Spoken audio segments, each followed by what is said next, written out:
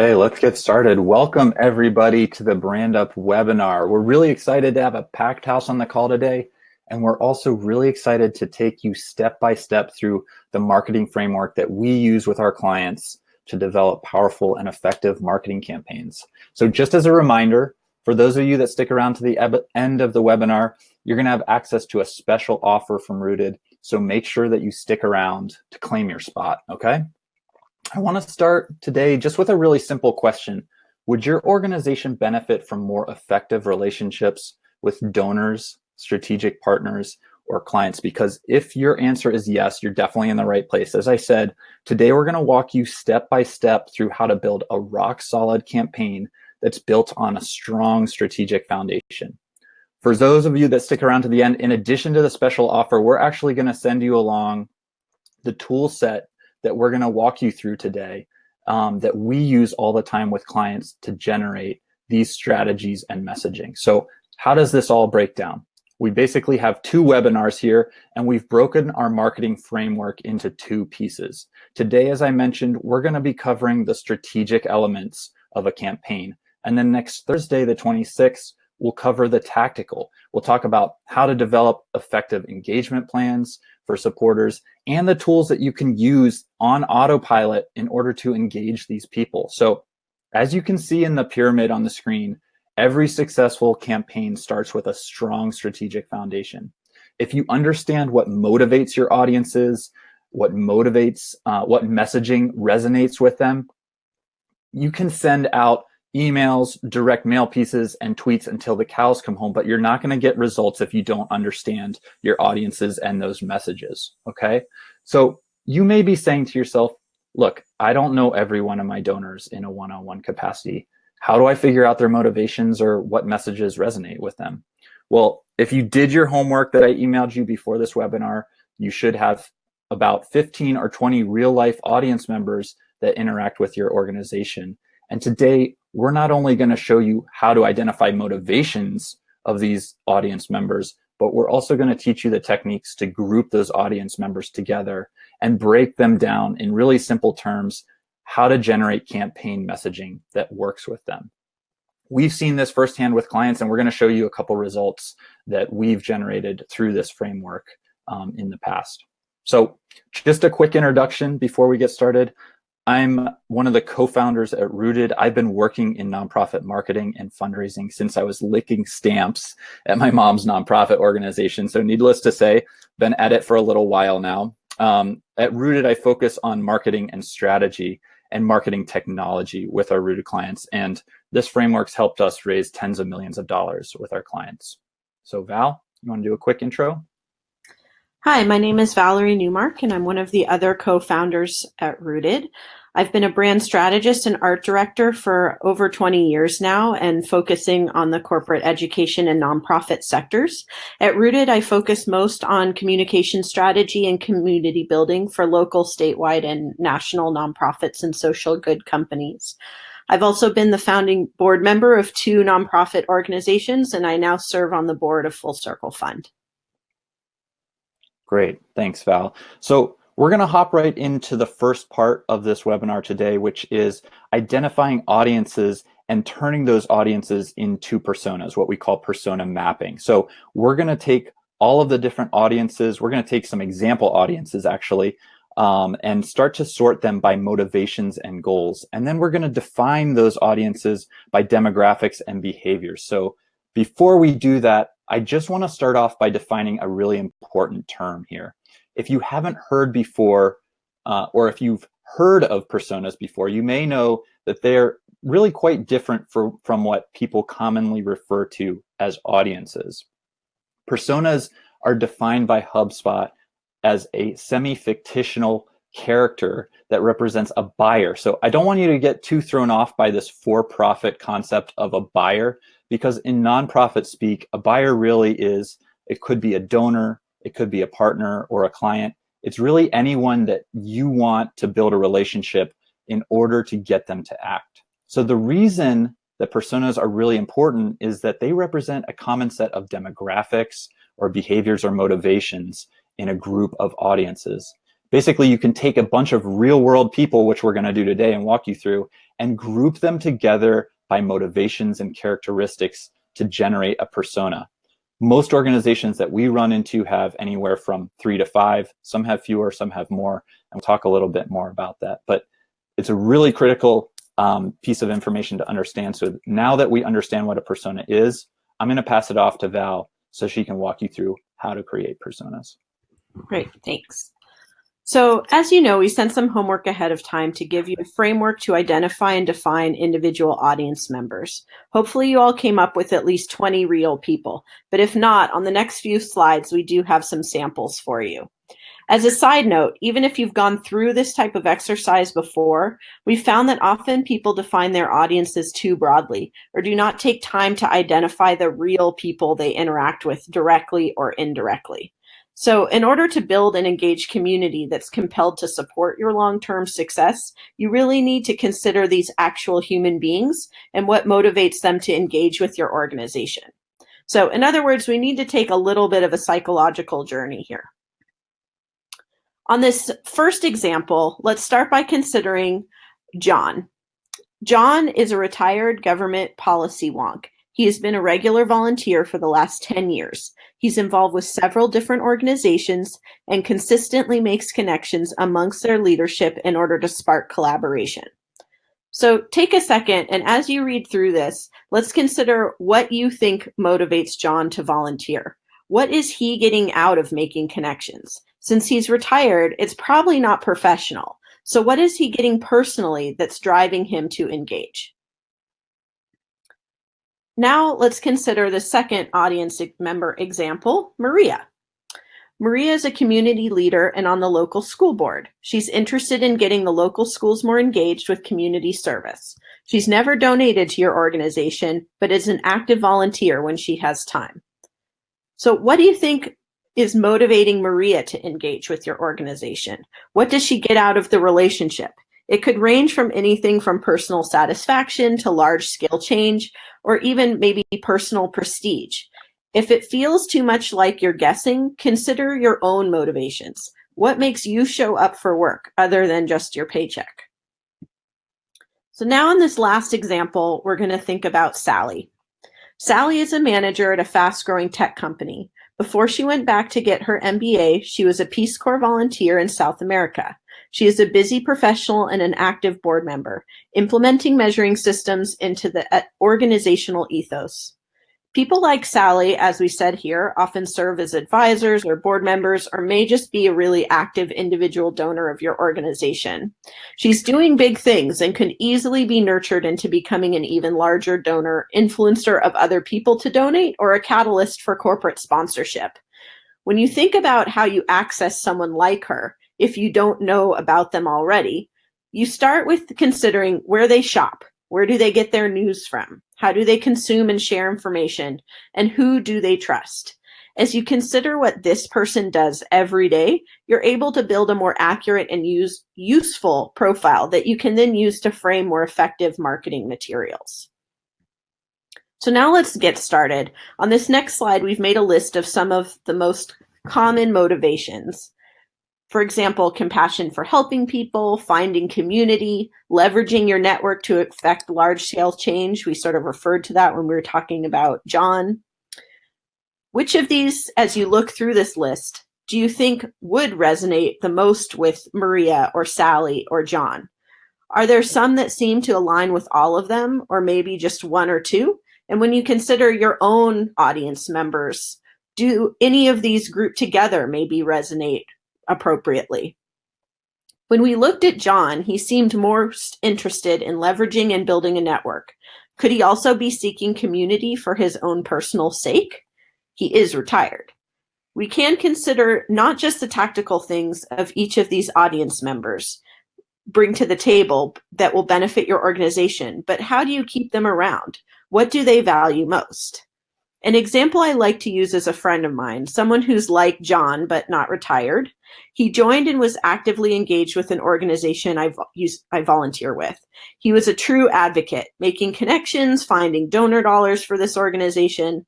But unfortunately, over time, even though his position in the company he worked for and where he sat as an audience member for this organization didn't change, he stopped feeling like this organization was his community, and he ended up leaving.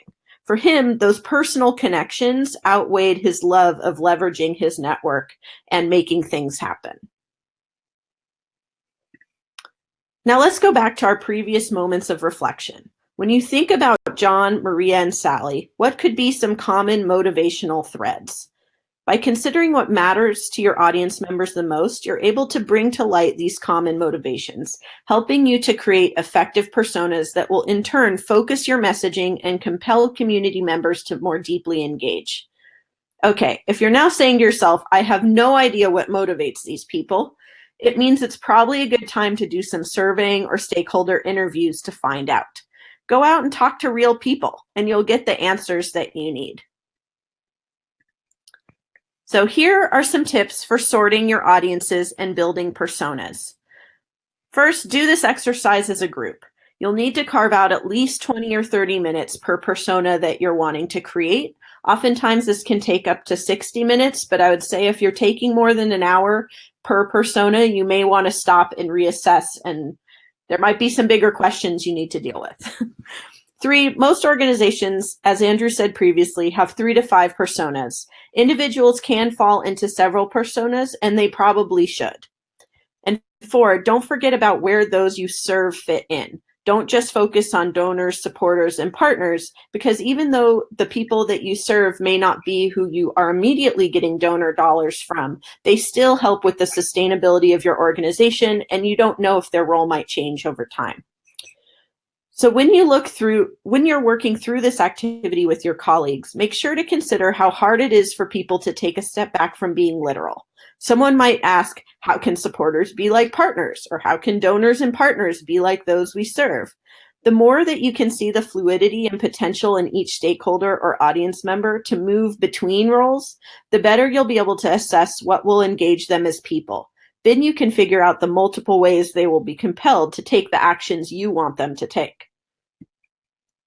Now it's time to define your actual personas. Here we have an example of a persona we often use in our work with clients, the measuring stick. This persona is often a successful administrator or in some kind of management position. They live in the world of flowcharts, matrices, and impact numbers. Their interests lie most in tangible facts and outcomes, and will be most inspired when they can see how your work is grounded in proven results, research, and partnerships. So going back to John, Maria, and Sally, let's think about who the above sample persona might be a fit with. Keep in mind, we're looking at this through the lens of motivations, not demographic information. Can you see how the above could really be all 3? John wants to make connections, and he's a retired manager. He may be motivated by community, but he may be even more motivated by outcomes and impact numbers. For similar reasons, this persona could work for Maria and Sally as well. The measuring stick persona may not apply to all of your people, or maybe you just need to use a little bit of its language. The goal of this exercise is to help you define what does motivate your audience members and cluster them around common points of view. So now we're going to go into our handy dandy persona profile creation worksheet. And yes, this will be made available to you after the webinar. Once you've defined your persona, it is time to dig into what they more tactically want from you and what you want from them. Here we have decided to use Sally as the basis of our measuring stick. This is our persona description. You can see that we filled in her demographics above here on the upper left. Now we want to define what our measuring stick cares about and what they are looking for from our organization. Here you see Sally wants to find a clear sense of credibility, leadership in the field, and the depth and breadth of your organizational impact. She's also interested in the issues you tackle and the actions that you take. Then we move on to what you as an organization want the measuring stick to do, what you want them to understand about your organization, and how you want them to become or stay involved. Here you can see we want them to follow on social media, subscribe to your email list, and maybe she's also connected to a foundation or some other large donor pool, and you want her to request a proposal from you or even partner and consult with you in order to help you be more approachable to these organizations. The last section on this worksheet asks you to consider what marketing channels might be the most effective. In other words, have you already put thought into where Sally gets her information from? Now you want to show up in those places as an expert using language that will appeal to her to become involved. So now, just to review, we've identified our audience members, what motivates them, and then used our handy worksheet to create a profile that we can use to build out more effective messaging, which is a great segue to move into the next and second phase of our webinar, messaging development, and where we will work on defining content tone and creating clear problem solution statements. Back to you, Andrew. Awesome. Thanks, Val. Appreciate it. So what we've done here, we've laid the first brick of our foundation. Remember, this foundation is built on audience motivations, which we just talked about. Now we're going to lay that second brick, starting to talk about messaging. At this point, you understand how to generate personas based on their audience behaviors, their motivations and characteristics. So let's continue with our example persona, Sally, because she's been really helpful to us, and generate some targeted messaging based on the identified motivations of that persona. In the second section here, we're going to cover how to develop what we call content tone and how to use problem and solution statements. And we'll talk a little bit more about that on how to develop messaging that really resonates with personas. So first off, we're going to jump right in and start to talk about content tone. So again, you can see here on this slide that this is part of the work of the tool set that we're going to send to you, and we use with our clients all the time to start the messaging development process. From the last section, you remember that our persona Sally is what we called a measuring stick. She's a mover and a shaker. She's obviously successful professionally. So she's looking to cut to the chase and is motivated by proven results. First, we're going to start and think about content tone. So in rough terms, how do you want to speak to this person or this persona, knowing what we know about them? If you were asking Sally to donate, would she be motivated to hear about the efficiency of your organization in creating widespread impact? Or do you think she'd probably want to hear a specific story about a family? Now, I'm a big fan of storytelling, and I know that it can put a lot of your work into context of a broader change. But I think for Sally in particular, she's always going to be more motivated to hear about impact from a quantitative perspective. Not only that, she's probably analyzing your business model to see how it scales because she's worked in this world for so long. And what are the broader implications of the work that you are doing? So with Sally, we really want to focus our content tone on clear metrics, but also show her how you're a leader and an innovator in what you're doing. Finally, let's remember Sally's really busy. She has 2 kids. She's a successful manager. She's involved in a lot of different projects. So she probably doesn't have a lot of time to wade through your content. She wants you to get right to the point and demonstrate to her that if she engages immediately, her time will result in a lot of impact. So to summarize here, defining your content tone basically gives you a great framing for what's going to come up next, which is our problem and solution statements. So before we do that, I just want to talk about what a problem statement is and why it matters. Problem statements put the existence of your organization in context. Basically, you're answering the question, why does your organization even exist? Without a clear problem, what's the purpose of your work, right?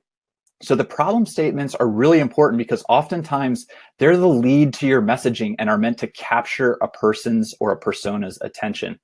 They can also be thought of as the opening to your elevator pitch. So if you were stuck in an elevator with Bill Gates, how would you start your pitch for him to support your organization or at least stick around for a couple more floors? First, you really need to define the problem to capture people's attention. So let's take a look at a problem statement that we put together for a fictitious organization that deals with food deserts in cities. And let's think about why Sally might really be compelled by this particular problem statement. Okay, so we wrote, nutrition is a generational health crisis. In our community, 40% of children are obese and live more than 4 miles from a grocery store. So let's start to think about, why is this a good problem statement for Sally? Number one, it shows a really clear grasp of a large-scale community problem. Remember, Sally's really interested in making big impact.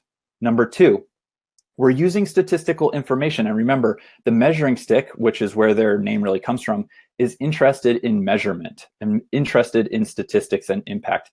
I think that the fact that we're using statistics inside of the problem statement also shows that we're sophisticated enough to either measure the problem ourselves or have access to somebody that's sophisticated enough to measure the problem for us. It also means that we're probably going to be able to measure our own impact. Okay.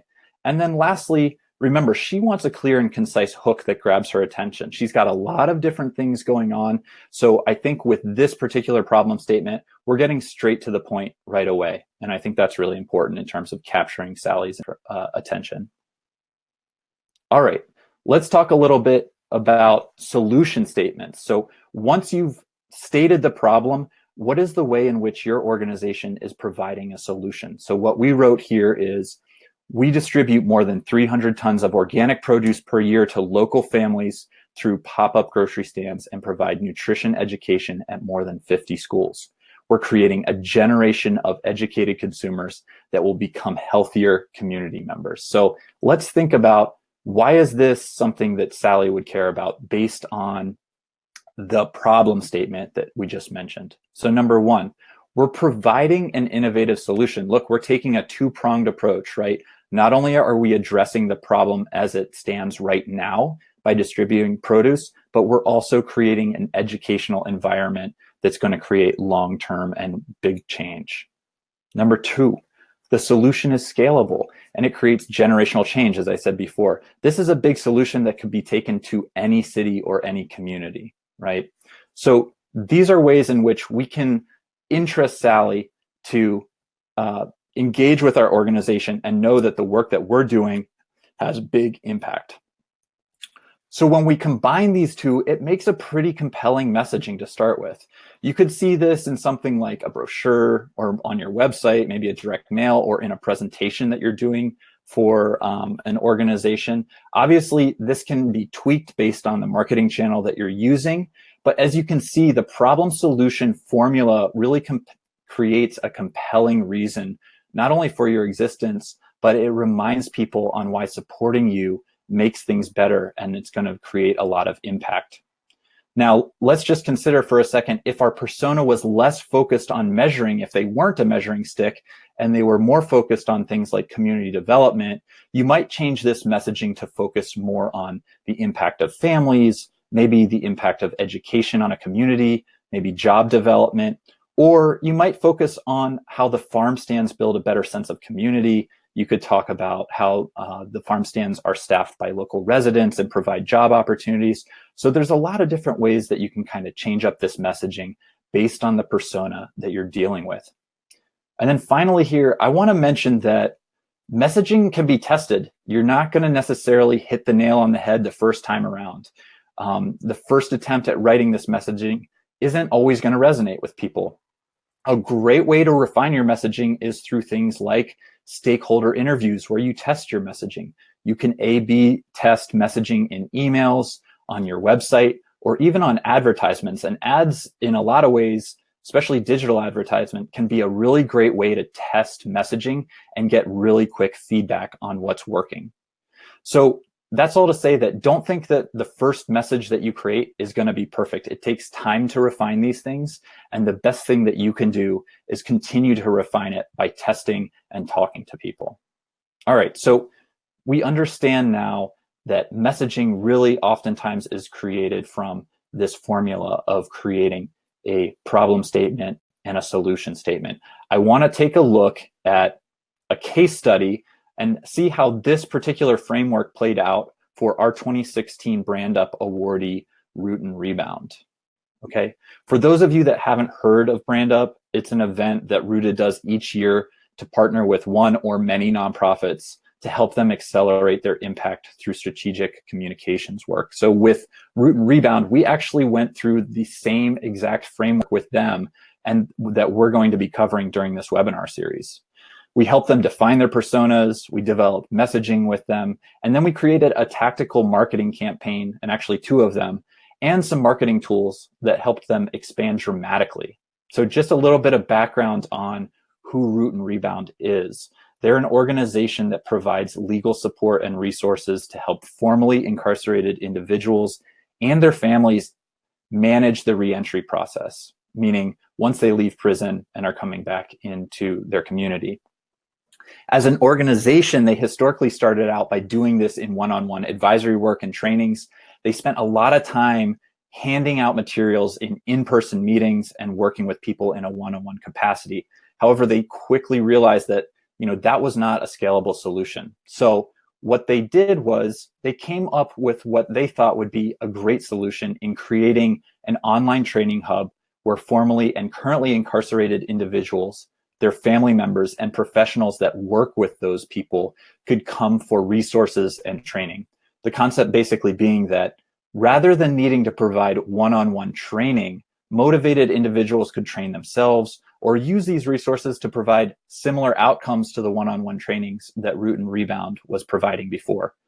The problem was they spent a lot of time, a lot of money, and a lot of effort in building this online training hub, but they were suffering because they couldn't get people to go there. There was a lack of awareness about the problem, as well as a lack of awareness about the hub itself.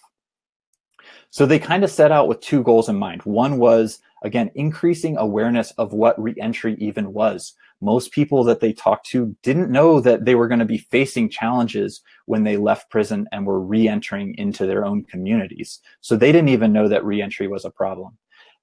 Number 2, they needed to build awareness about the training hub through community partnerships and direct-to-consumer marketing campaigns. And the hope was basically that they could build more traffic and awareness about the resource hub.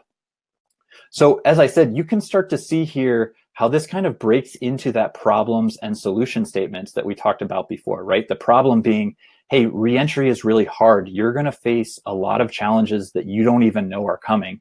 And the solution being, we're experts. We have all these resources. We can give these to you so that you can get ready and be prepared to navigate those barriers successfully.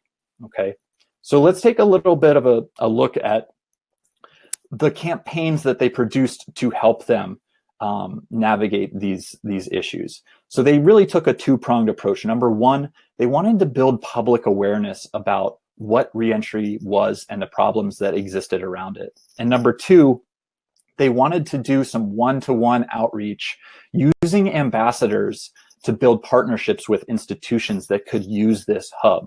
So they set up these 2 campaigns. The first one was the 48,000 Barriers campaign, which launched in 2017.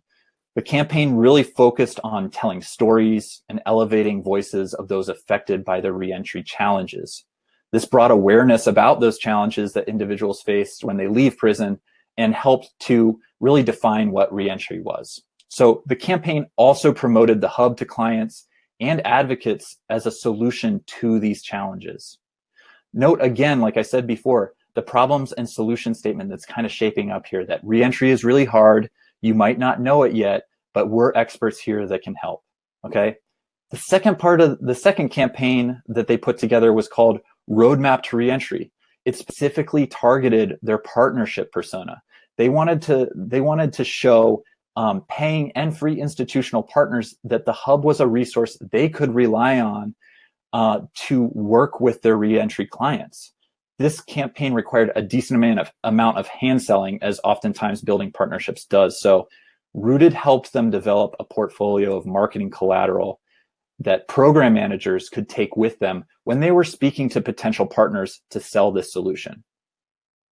So you can see how these campaigns really targeted 2 very different personas, right? Number 1, it targeted the individuals themselves that were incarcerated and their families to let them know what reentry was and the problems that they were going to face. And then number 2, it targeted the institutional partners themselves that were going to be using this hub.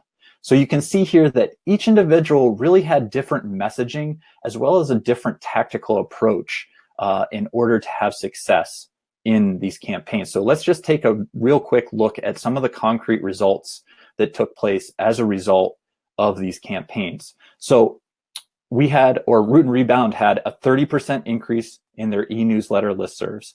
They created an external affairs committee of 20 ambassadors that served to help support and build awareness and outreach to partners in the community. They had an 80% increase in paid contracts and partnerships, which I think is phenomenal.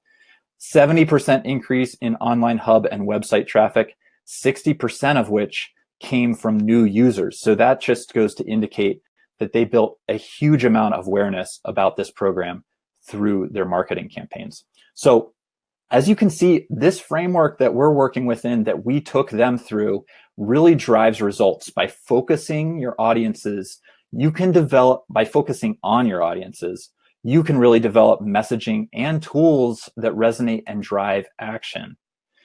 Okay, now I know that we touched quickly a little bit on tactics here, meaning that Root and Rebound engage these personas in different ways. And remember that we're going to be talking about that more next week, but it's worth mentioning here that these two campaigns focused on very different engagement tactics and marketing channels, as I said before. Next week, we're going to talk about how to design tactics based on what you know about your persona and your messaging. We're going to take the strategic elements that we talked about today and build engagement plans around that, and make sure that they are engaging your personas in the areas where they are located. And then don't forget, next week, we're also going to talk about how we can leverage tools that can help you do all of this on autopilot, right? So we've basically gotten to a point here in a short amount of time where we've talked you through step by step what the first half of this framework really is. We've talked about how to generate personas. We talked about how to use those personas' motivations to help generate messaging. So the question is, now what? What's next? What should you guys be doing at your organization in order to take this information and run with it, right? So number one, we're going to be sending you the tool set that we talked about before after this call. So definitely download the tool set. We'll send you a link to it. Number two, sit down with a partner or a teammate or a couple of different teammates. And if you haven't already, generate 15 to 20 audience members that you know are interacting with your organization.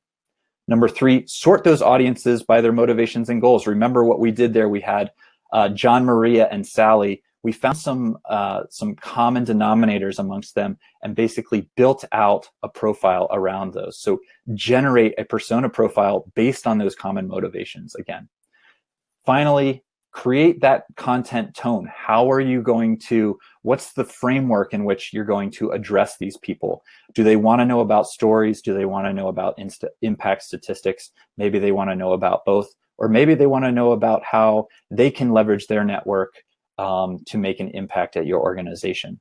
So with that content tone, again, we're going to create the problem and solution statements for each persona. And what I'd recommend before the next webinar is that if you can generate at least the messaging and a persona for one persona, you're going to be in really good shape. And then finally here, I want to make sure that you sign up for Rootid's special offer at the end of this webinar. So on the screen here, you should see, that we understand this may be the first time that you've gone through this process.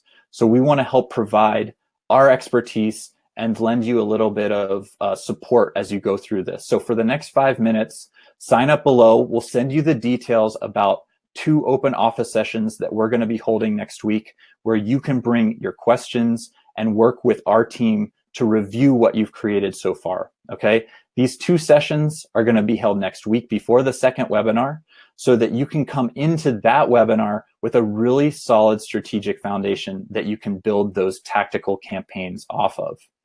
In order to get the most out of this experience with Rootid, as I said before, I recommend you have at least one persona completed along with the messaging that is specific to that person. And then that's going to help us really be able to dig in and make some recommendations around what you have. If you can do that, the next webinar is going to put you in a really solid position to generate the tactics for your marketing campaign.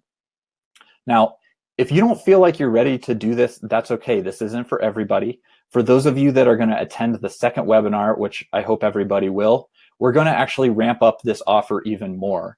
We're going to provide some more details at the end of that webinar, but just know that this is a starting point for the work that we want to do with you guys. So sign up now. We'll send details by email for the dates and times of those open office sessions. You're welcome to attend just one. If you feel like you have the time to attend two, we welcome that as well. So wrapping things up here, I just want to make one more plug to remind you about the second webinar. It's going to be next Thursday, the 26th at 10 a.m. We'll be sending you more details with a link to that webinar, but this is when stuff is going to get really good, guys. People talk about tactics all the time, and oftentimes they make the mistake of talking about tactics before the strategy. The fact that we took the time today to help you understand how to build out a strategy is going to really help you in terms of doing this, what I think is a lot more fun, the tactical side of things. We're going to take you step by step through the process, just like we did today. But next week, we're going to be turning this strategic work that you did into actual tactical marketing campaigns. And also, as I said before, don't forget, we're going to talk about some specific tools and techniques that you can use to put these engagement tactics on autopilot. Marketing automation is a big thing now, and it's really going to allow you to build relationships with individuals with less staff time and with less hand-holding. So it will give you more time to do big picture stuff and set up better campaigns.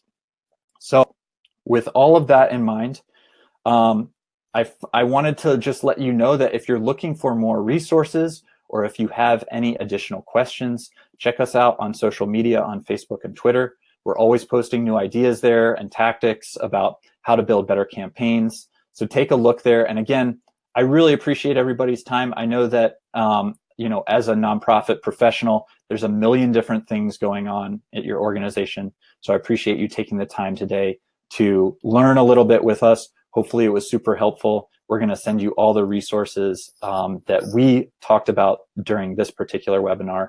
And we look forward to chatting with you during the open office hours. So thank you guys so much, and look forward to seeing you next week.